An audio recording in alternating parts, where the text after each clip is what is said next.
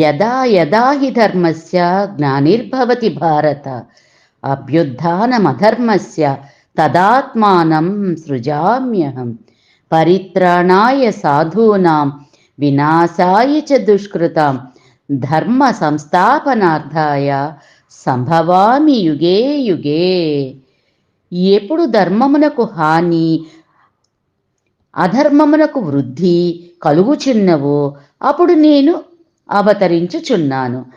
సాధువులను కాపాడుటకును దుష్టులను సంహరించుటకును ధర్మమును స్థిరముగా స్థాపించుటకును ప్రతి యుగమునందు పుట్టుచున్నాను అని శ్రీమద్భగవద్గీతలో శ్రీ భగవానుడు అర్జునునకు స్వయంగా చెప్పాడు. అదేవిధంగా అనాదిగా పరమేశ్వరుడు అనేక రూపాలుగా అనేక అవతారాలుగా ఉద్భవిస్తూనే ఉన్నాడు. భూలోకములో ధర్మము పూర్తిగా నశించి అధర్మము అవినీతి సర్వత్రా ప్రబలినప్పుడు మాత్రమే భగవంతుడు ఉద్భవిస్తున్నాడు. అంతవరకు ఈ లోకమందుల అధర్మమును దుష్టత్వమును రూపుమాపి ప్రజలలో ధర్మమును నైతిక నిష్టను సదాశయములను నెలకొల్పుటకు భగవానుని సర్వాంతర్యామిత్వమును వ్యక్తపరిచి మానవులలో సోదరభావమును దయా ధర్మము సత్య శౌచ గుణములను పెంపొందింపజేయుటకు భగవదంశ సంభూతులైన మహానుభావులు దేవదూతలుగా జన్మించి అపమార్గముల పడి భ్రష్టులగుచున్న వారికి తమ ఆధ్యాత్మికామభూతులచే సంపాదించిన నైన జ్ఞాన వైరాగ్యములను ప్రమోదము గావించి ఉద్ధరించుచుంటారు. అట్టి మహాపురుషులు దైవస్వరూపులుగా పూజింపబడుచు ఆధ్యాత్మిక సాధనలో ఇతరులకు మార్గదర్శకులగుచు అంచమున వారికి భగవత్ సాయుధ్య సిద్ధి కలుగుటకు సహాయపడుచున్నారు. మరికొందరు వారి తేజోబలము వలనను ఆధ్యాత్మిక శక్తి వలనను గాఢాంధకారములో మునిగియున్న మానవ కోటిని ధర్మ మార్గమునకు మరల్చి వారికి ఆత్మజ్ఞాన సిద్ధి కలిగించి ప్రపంచక్షేమమునకు సర్వ మానవ కోటి యొక్క కళ్యాణమునకు తమ జన్మలను వినియోగిస్తారు. ఇట్టి మహాపురుషులు అన్ని దేశములలోనూ సర్వకాలములందు అవతరించి సేవ చేయుచుంటారు. అట్టి మహానుభావులలో శ్రీ పరమహంస పరివ్రాజకాచార్య ఉభయ వేదాంత ప్రవర్తులకు శ్రీ శ్రీ శ్రీ త్రిదండి శ్రీమన్నారాయణ రామానుజ పెదచీయర్ స్వామి వారు ఆధ్యాత్మిక ప్రబోధకులలో ముఖ్యులుగా అవతరించి ఉన్నారు. వారు గొప్ప ప్రజ్ఞావంతులు, మేధావి, మహాచైతన్యవంతులై ప్రకాశించు తేజోమూర్తి, అప్రతిహతమైన మహాశక్తి సంపన్నులై తమ సుందర మందహాసముతో సర్వస్వమును ఆత్మార్పణ గావించుకున్న గొప్ప త్యాగమూర్తి. వారి చిత్తశుద్ధి, సత్యానురక్తి, జప తపోనిష్టానుశక్తి, ఆత్మరతి, ఆధ్యాత్మిక భావ సంపద అమోఘం. అటి మహానుభావుల జీవిత చరిత్ర వర్ణించుట సామాన్య మానవులకు అతీతము, అసాధ్యము. కానీ వారి జీవితమందలి కొన్ని ముఖ్య ఘట్టాలను మనం తెలుసుకుందాము. వీరు అత్యంత సదాచార సంపన్నులైన గొప్ప దైవభక్తి కలిగిన గౌరవమైన శ్రీ వైష్ణవ కుటుంబంలో 1909వ సంవత్సరమున అవతరించారు. వీరి తండ్రి గారు శ్రీమాన్ ఉభయ వేదాంత వంగీపురం మంగయాచార్యులు గారు, తల్లి చూడమ్మ గారు. వారుభయులు గొప్ప నిష్ఠ, నియమము, నిశ్చలమైన దైవభక్తి కలవారు. శ్రీ స్వామి వారికి 10 సంవత్సరముల ప్రాయం రాకముందే తండ్రి గారు పరమపదించారు. తల్లిగారు వృద్ధురాలై 84వ సంవత్సరమున పరమపదించారు. ఆ కుటుంబము శ్రీ ఆత్రేయ ఋషి సంతతికి చెందినది. ఆ పరమేశ్వరుడు మనల్ని తరింపజేయుటకు పంపు దూతలు ఈ భూలోకములో అవతరించినప్పుడు వారి దైవాంశ మనకు విశదమగుటకు కొన్ని అపూర్వ సంఘటనలు జరుగుచుండుట మనకు తెలిసిన విషయమే. అట్టి ఆశ్చర్యకరమైన విశేషం ఒకటి మన స్వామివారి విషయంలో కూడా జరిగింది. అదేమంటే వీరు అవతరించిన 6వ రోజు రాత్రి పురిటి గదిలో వారి తల్లిగారు పాపకు పాలిచ్చినప్పుడు మంచము ప్రక్కన గోడపై ఒక నల్లత్రాచు పాము ప్రాకుచు పాప వైపు పడగజూపి ఉండెను. అప్పుడు ఆ తల్లిగారు కేకవేయ తండ్రిగారు వచ్చి చూచి వెంటనే పాదప్రక్షాళనము గావించుకొని వారి ఇంటి ఇలవేల్పు అయిన శ్రీ వెంకటేశ్వర స్వామిని ధ్యానించుకొని ఆ బిడ్డకు ఆ పెరుమాళ్ల పేరు పెట్టుకొనదమని ఎవరికి ఎట్టి హాని చేయవలదనియు వేడుకొన్నారు. ఆ రోజున శనివారము. వెంటనే ఆ సర్పరాజము వెనుకకు తిరిగి మెల్లగా గోడ దిగుచున్నట్లు ప్రాకుచు ఆశ్చర్యకరముగా అంతర్ధానమైంది. ఆ ప్రకారమే శ్రీ స్వామివారికి ప్రథమంగా తిరువేంగడత్తానని నామము ఇడిది. శ్రీ స్వామివారు బాల్యము నుండి త్రికరణ శుద్ధిగా సత్యము అహింసలను ఆరాధించుచు ప్రజాసేవకు తమ సర్వస్వమును అంకితమనర్చిరి. పరిశుద్ధ జాతీయవాదిగా వారు జీవితాన్ని ప్రారంభించారు. వారి 8వ సంవత్సరముననే భార్యావియోగం సంభవించింది. ఆమె మన హిందూ ధర్మశాస్త్రములలో పురాణములలో చెప్పబడిన రీతిగా మనోవాక్కాయ కర్మలతో నిజమైన సాధర్మచారిణి. ఈ సంఘటన వారి జీవితానంతా మార్చివేసింది. నిత్యము ఏకభుక్తము సాత్వికాహారమే తీసుకొంచు వారు ఆ నియమాన్ని ప్రారంభించారు. అది వరలో ధరించు పంచాలాల్చీలను విసర్జించి నిరాడంబరమైన సాధు పుంగవల శ్వేతవస్త్రములను స్వల్పమాత్రముగా ధరించి ప్రారంభించారు.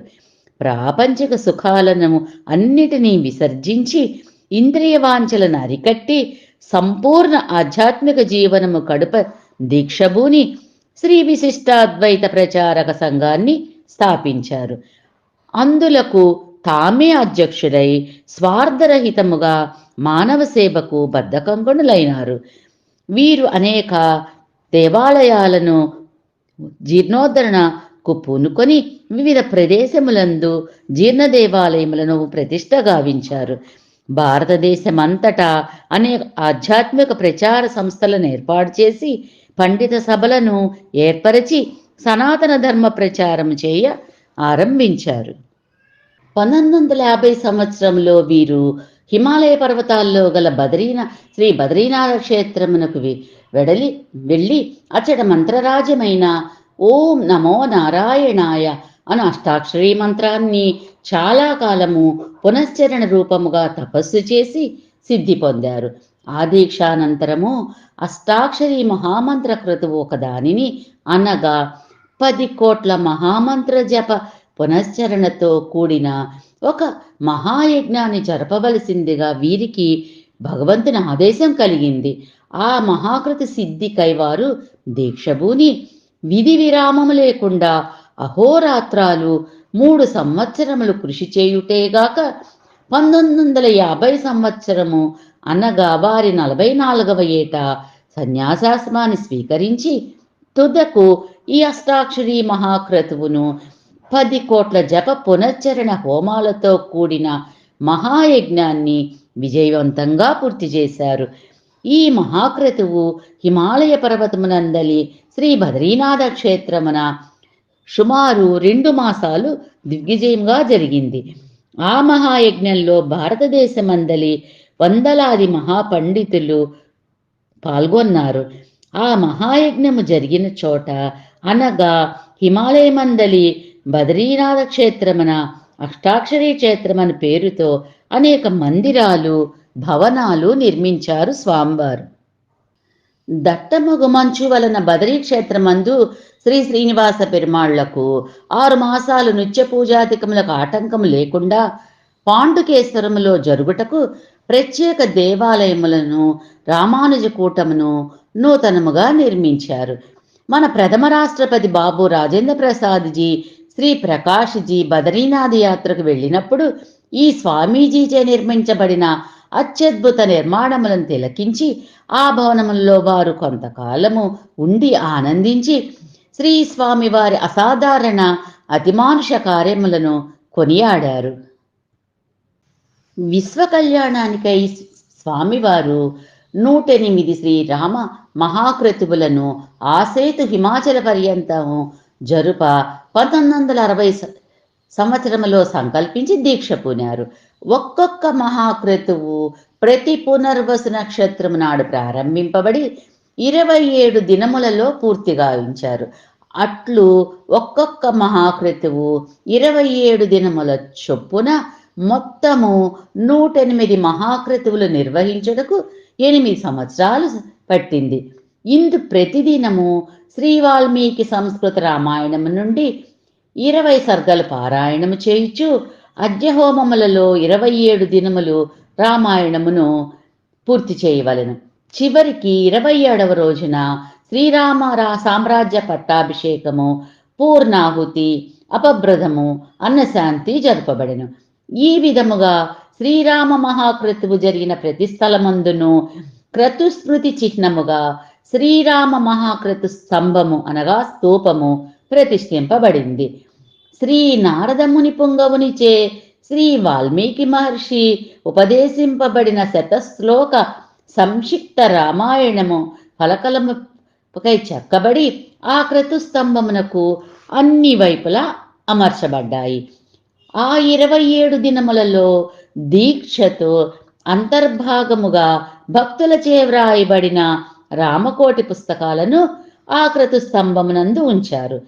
ఇట్టి మహాక్రతువు పూర్తి అయిన వెంటనే మరి ఒక క్రతువునకు సంకల్పించి క్రతు అఖండ దీపమును, క్రతు నిత్య అగ్నిహోత్రమును క్రొత్త క్రతువు జరుగు స్థలమునకు తరలించి ఏ విధమైన కాల వ్యవధి గాని అంతరాయము గాని లేకుండా అఖండ దీపారాధన నిత్యాగ్నిహోత్రముతో 108 మహాక్రతు స్తంభములు 1960 మొదలు 1968 వరకు 8 సంవత్సరంలో నిర్మింపజేశారు. ఇట్లు శ్రీ రామచంద్రమూర్తి అవతరించి నివసించి సంచరించిన ప్రతి పవిత్ర పుణ్యక్షేత్రముననే కాక భారతదేశమందలి ఆసేతు హిమాచలము, బొంబాయి, కలకత్తాల మధ్య గల ప్రతి ముఖ్య స్థలమందును శ్రీరామ క్రతువు జరిపి క్రతుస్తంభాన్ని ప్రతిష్ఠించారు. చెన్నపట్టణంలో స్థాపించబడిన శ్రీరామ క్రతు స్తంభమునకు అన్ని వైపులా వెండి ఫలకాలు అమర్చబడ్డాయి. 108 శ్లోకముల సంక్షిప్త రామాయణము చిత్రములతో చెక్కబడి ఉన్నది. ఇచ్చట శ్రీ సీతారామ లక్ష్మణ హనుమత్ విగ్రహములు ప్రతిష్ఠింపబడి నైవేద్యం శాశ్వతంగా జరగటానికి ఏర్పాట్లు చేశారు. గుంటూరులో ప్రతిష్ఠింపబడిన క్రతుస్తంభంలో 365 కోట్ల శ్రీరామనామాలు ఉన్నాయి. అచ్చట కట్టిన శ్రీరామ క్రతుస్తంభములో సుమారు 1500 ఇటుకలు, ప్రతి ఇటుక పైన 108 సార్లకు తక్కువ కాకుండా శ్రీరామనామము దిద్దించిన ఇటుకలు మాత్రమే ఉపయోగించారు. కాశ్మీర్లో జరిగిన శ్రీరామ మహాక్రతువుకు శ్రీ కాశ్మీర్ మహారాజు గారు స్వయముగా అధ్యక్షత వహించి జరిపారు. హైందవేతరులను సైతము శ్రీరామ భక్తులుగా మార్చి శ్రీరామచంద్రమూర్తి యందు భక్తిభావము అంకురింపగల పుణ్యక్షేత్రము భద్రాచలములో 100వ శ్రీరామ క్రతుస్తంభం ప్రతిష్ఠింపబడింది. చివర 3 శ్రీరామ మహాక్రతువులు అనగా 106వది శ్రీ అలివేలు మంగాపురంలోను, 107వది దిగువ తిరుపతిలోను, 108 తిరుమల కొండపైన జరిగాయి. ఈ తిరుమల కొండపై జరిగిన చివరి 108వ శ్రీ మహాక్రతువులో విశేషముంది చాలా. ఏంటంటే 108 హోమకుండాలు, 108 పండితులచే శ్రీ వెంకటేశ్వర స్వామి మహత్యం పారాయణం, 108 పండితులచే చతుర్వేద పారాయణం, 108 పండితులచే నాలాయన దివ్య ప్రబంధ పారాయణం, 108 పండితులచే శ్రీభాష్య పఠనం, 108 శ్వేత ఛత్రాలతో శ్రీ రామచంద్రుల సామ్రాజ్య పట్టాభిషేక ఊరేగింపు, 108 భక్తులచే పూజలు, 108 భక్తులచే శ్రీరామనామ సంకీర్తన జరిగింది. తిరుమలలో కేవలము మహాక్రతు స్తంభమే కాకుండా 8 సంవత్సరములు ఆసేతు హిమాలయం వరకు స్థాపింపబడిన 108, 107 శ్రీరామ మహాక్రతు స్తంభముల ప్రతిరూపములతో సహా అక్కడ స్థాపించారు. ఇందువలన ముముక్షువులు 108 మహాకృత స్తంభములను దర్శించిన పుణ్య ఫలితము ఇచ్చట పొంది తరింపగలరు. 108 హోమకుండములతోనూ 1000 మంది భాగవతులతో ప్రజలందరి సుఖశాంతుల కొరకు సకల అరిష్ట నివారణార్థము శ్రీమాన్ నారాయణ భట్ల కృష్ణమూర్తి శాస్త్రి గారి సంకల్పానుసారము శ్రీ జియర్ స్వామి వారి ఆధ్వర్యములో శ్రీకృష్ణ భగవానుల ప్రేరణతో ఇంతవరకు భారతదేశముననే జరిగినట్లు తెలియరాని మరియు తెలుగుదేశమున ఎన్నడు కని విని ఎరుగని 1008 భాగవత సప్తాహము జ్ఞాన యజ్ఞ అష్టోత్తర శత కుండ స్వాధ్యాయ జ్ఞానయజ్ఞమును ఈ క్రింద ఇలా జరిపించారు. భగవానులగు వేదవ్యాస మహర్షి వేద విభాగము చేసి 17 పురాణాలను మహాభారతాన్ని రచించినా కూడా చిత్తశాంతి పొందజాలక కిన్నుడై నారద మహర్షి యొక్క ఉపదేశానుసారము శ్రీమద్భాగవత రచనా రూపమున భగవంతుని స్తుతించి మనశ్శాంతిని పొందారు. దానిని ఆ వ్యాస మహర్షి శ్రీ సుఖ మహర్షికి ఉపదేశించారు. వారు మునిశాపముచే పతితుడైన పరిష్ మహారాజునకు సప్తాహ విధానముతో వినిపించి ముక్తుల్ని చేశారు. బహుమంది భక్తులు కృతార్థులు కాగలెందుకు అట్టి శ్రీ భాగవత సప్తాహములు ఒక్కమారుగా 1008 జరిపారు. దీనికి యావత్ భారతదేశము నుంచి 1500 మంది వేదశాస్త్ర విద్వాంసులు, వేద పండితులు 108 కుండ స్వాధ్యాయ జ్ఞానయజ్ఞమున చతుర్వేద పారాయణమును 18,000 భాగవత శ్లోక హోమాలు, శ్రీ వాసుదేవ ద్వాదశాక్షరి గాయత్రి మొదలగు మహామంత్ర జపతర్పణ హోమాదులు, శ్రీకృష్ణులకు ప్రతి అధ్యాయమునకు షోడశోప పూజలు, ప్రతిరోజు 1,00,000 పుష్పార్చనలు జరిగాయి. సర్వసంప్రదాయ పీఠాధిపతులు, సాధు పుంగవులు, పండిత ప్రకాండులు, హరికథకులు, గాయకులు విచ్చేశారు. పెద్దల ఉపన్యాసాలు, హరికథలు, భగవన్ నృత్య నాటకాలు జరిగాయి. శ్రీ పెదజీయర్ స్వామి వారు పూర్వాశ్రమంలో చేసిన కొన్ని సేవల్ని మనము విందాము. పాత మరియు చిరిగిన వస్త్రాలను వస్తువు చేసి వాటిని బాగు చేయించి నిరుపేదలకు పంచేవారు. నూలుతో బట్టలు నేయించి ఇంటింటికి తిరిగి అమ్మించేవారు.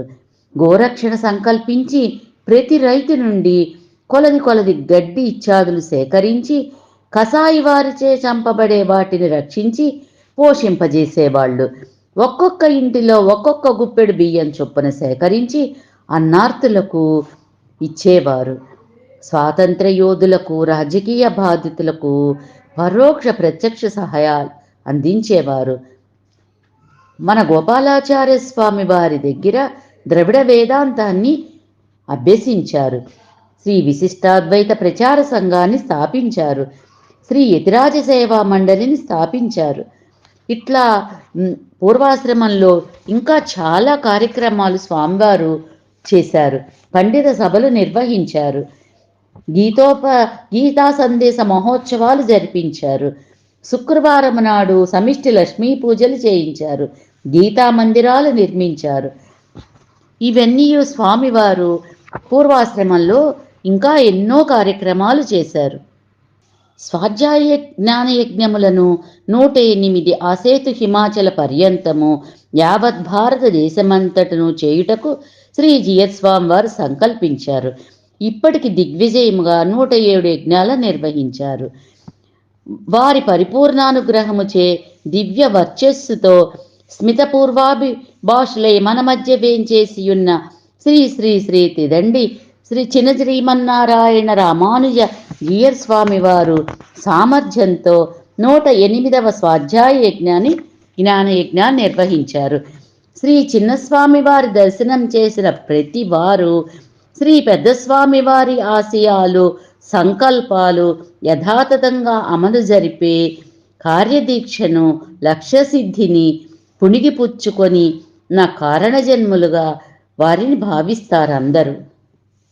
శ్రీ జియర్ స్వామి వారిలో గల అత్యద్భుతమైన ముఖ్యమైన విశిష్టత ఏమంటే, అనాదిగా భారతవర్షంలో శ్రీ ఆదిశంకరులు శ్రీ రామానుజులు శ్రీ మధ్వాచార్యాది దైవాంశ సంభూతులకు అనేక మతకర్తలు పీఠాధిపతులు కృష్ణ పరమహంస అరవింద రామతీర్థ రమణ మహర్షి మొన్నగు తపస్సంపన్నులు మహానుభావులు అవతరించి ఉన్నారు. ఈ భారతవర్షమున సర్వకాలములయందు ఉద్భవించుకునే ఉన్నారు. వారిలో కొందరు వాచికముగా మాత్రమే దైవ భక్తి ప్రబోధం చేశారు. మరికొందరు తమ తమ తరుణోపాయమునకు మాత్రమే సాధన చేసి తమ జీవితాలను భగవదంకితమనచి తరించారు. కానీ శ్రీ శ్రీ శ్రీ జియర్ స్వామి వారన్న ఓ కన్యాకుమారి మొదలు హిమాలయముల వరకు గల భారతదేశ పర్యటన చేయుచు ఆధ్యాత్మిక బోధ ప్రచారము చేయుటయే కాక అందుగల యావత్ మానవ కోటిని సమీకరించి వారితో కలిసి తాము చేయు ప్రార్థన పూజ నామ సంకీర్తనము ప్రతి వ్యక్తితే చేయించుచు తమ స్వార్థమును లక్ష్య పెట్టక లోక కళ్యాణమునకు కంకణము కట్టుకొని హరహరము భగవన్నామ సంకీర్తనాయత్త చిత్తులగుచున్నారు. ఇట్లు ధర్మోద్ధరణ చేయు శ్రీ శ్రీ శ్రీ త్రిదండి శ్రీమన్నారాయణ రామానుజ జీయస్వామి వారు అవతార పురుషులు. జై శ్రీమన్నారాయణ.